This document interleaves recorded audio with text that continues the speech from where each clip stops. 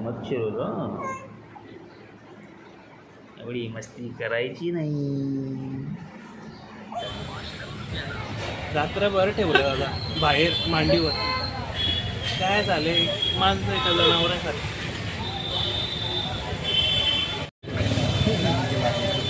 बोलते का नाही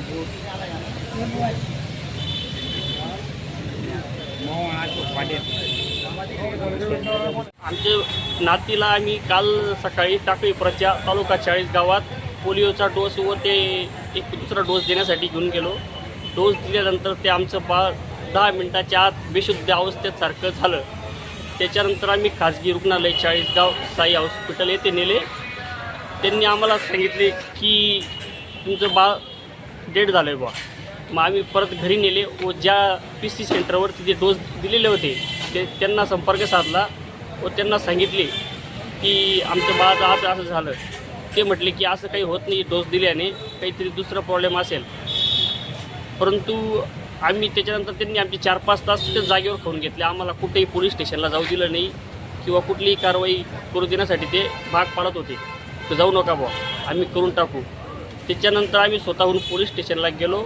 त्याच्यानंतर PI साहेब स्वतः आमच्यासोबत ट्रामा केअर सेंटर 40 गाव येथे आले व त्याच्यानंतर ही पुढची प्रोसेस आली व जळगाव येथे आम्ही रात्री 2च्या सुमारास आलो.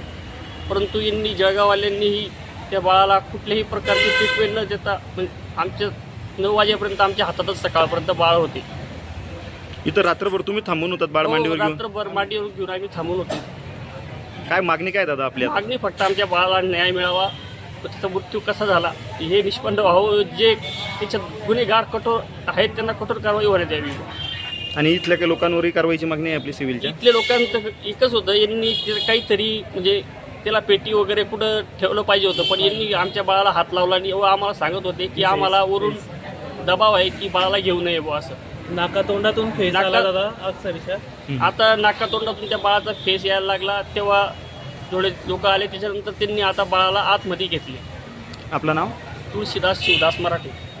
सर, 40 तालुक्यातील टाहाकडी प्रचा या गावात व्हॅक्सिनेशननंतर एका बालिकेचा मृत्यू झाला आहे. नेमकं काय प्रकरण आहे? नमस्कार. काल मंगळवारी 12 तारखेला टाहाकडी गावामध्ये 40 तालुक्यामध्ये लसीकरण सत्र आयोजित केलं होतं. पातुंडा प्राथमिक आरोग्य केंद्र अंतर्गत हे आपलं लसीकरण सत्र होतं. नियमित लसीकरण सत्र असतं. त्याच्यामध्ये बालिका सचिता दीपक बोरसे ही पण लसीकरणासाठी आलेली होती. तिला लसीकरणाचा पोलिओचा आणि पेंटा हे वॅक्सिन असतं आपलं, त्याचा दुसरा डोस दिला गेला होता. तिने आधी पहिला डोस घेतलेला होता, तिला दुसरा डोस होता. आणि सकाळी 11:15 वाजेच्या दरम्यान हे लसीकरण सत्र तिला डोस दिला गेला. त्यानंतर ती घरी गेली आणि घरी ती झोपलेली होती. नंतर दुपारी त्यांच्या असं लक्षात आलं की बाळाची हालचाल होत नाही आणि बाळ तपासणी केली असता बाळ मृत्यू झाल्याचं लक्षात आलं. ही प्राथमिक माहिती मिळालेली. तर याच्यात या बालिकेने याआधी पण पेंटाचा आणि OPVचा डोस घेतलेला होता. हा तिचा दुसरा डोस होता. तर पहिल्या डोसच्या वेळेस तिला काही त्रास झालेला नव्हता किंवा त्या काही तक्रार नव्हती. तसे हे जे वॅक्सिन दिलं हे इतर 3 बालकांना पण आपण त्या दिवशी सत्रामध्ये दिलेलं आहे. त्या इतर बालकांना काही त्रास झाला नाही. त्याच्यामुळे हिचा मृत्यू नेमका कशामुळे झाला या संदर्भात आपण एक ॲडव्हर्स इव्हेंट फॉलोइंग इम्युनायझेशन एक समिती असते. अशी कुठली घटना घडली तर त्याच्यावरती त्या घटनेची सखोल चौकशी करण्यासाठी जिल्हास्तरीय समिती असते. त्या जिल्हा शल्य चिकित्सक सर असतात, BHO सर असतात आणि इतर तज्ज्ञ डॉक्टर असतात. त्या समितीची आम्ही दुपारी बैठक ठेवलेली आहे आज. त्या समितीच्या बैठकीमध्ये आपल्याला डिटेल अजून माहिती आता घेता येईल आणि संबंधित ठिकाणी आम्ही आमचे जिल्हा DRCHO जे अधिकारी आहे जिल्हा परिषदचे जे लसीकरण अधिकारी असतात ते आता व्हिजिटला गेलेले आहेत. ते पण अजून माहिती या मिटिंगला आम्हाला सांगतील. आणि ते PM साठी पण आपण ते त्यांना पाठवलेलं आहे.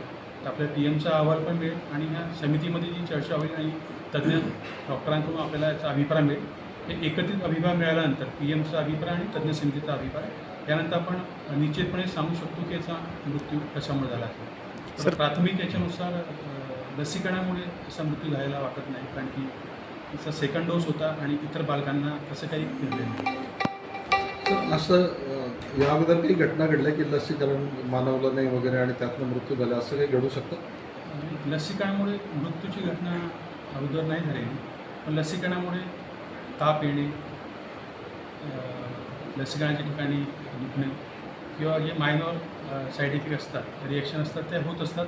तर त्यांच्या आम्ही दर महिन्याला नियमित त्याचं लसीकरण जी AIFAची ॲडव्हर्स इव्हेंट फॉलोइंग इम्युनायझेशन याची जी समिती असते, आम्ही समितीची बैठक घेत असतो आणि या बैठकीमध्ये जिल्हाभरात जेवढे लसीकरण झालेले आहे अशा कुठल्या घटना घडलेल्या असतील त्याची आम्ही सविस्तर तज्ज्ञांच्या उपस्थितीत चर्चा करत असतो. सर कुठलं लस दिली गेलेली होती? तिला OPV आणि पेंटा ही लस दिली गेलेली असते. म्हणजे कसले असतात नेमकं? OPVची लस जी आहे ती आपली पोलिओ ह्याच्यापासून संरक्षण करण्यासाठी बाळाला असते आणि पेंटावालीमध्ये 3 आजाराचे असतात, ते त्याच्यापासून आपलं संरक्षण करण्यासाठी ती लस असते. ही नियमित लसीकरणाचा एक भाग आहे. सर आपलं नाव? या ठिकाणी दुसरा एक विषय नातेवाईकांचा आरोप आहे की बाबा शवविच्छेदनाला ते मृतदेह पण घेतला नाही, रात्रभर त्यांना गेटवरती बसून राहावं लागलं आहे.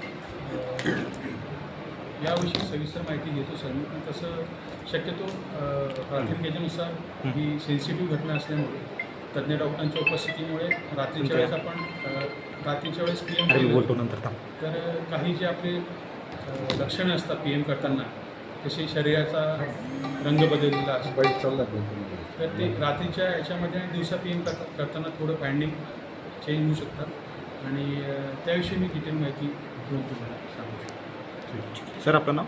मी डॉक्टर आकाश चौधरी, अतिरिक्त जिल्हा शल्यचिकित्सक जळगाव. आकाश चौधरी. आकाश चौधरी.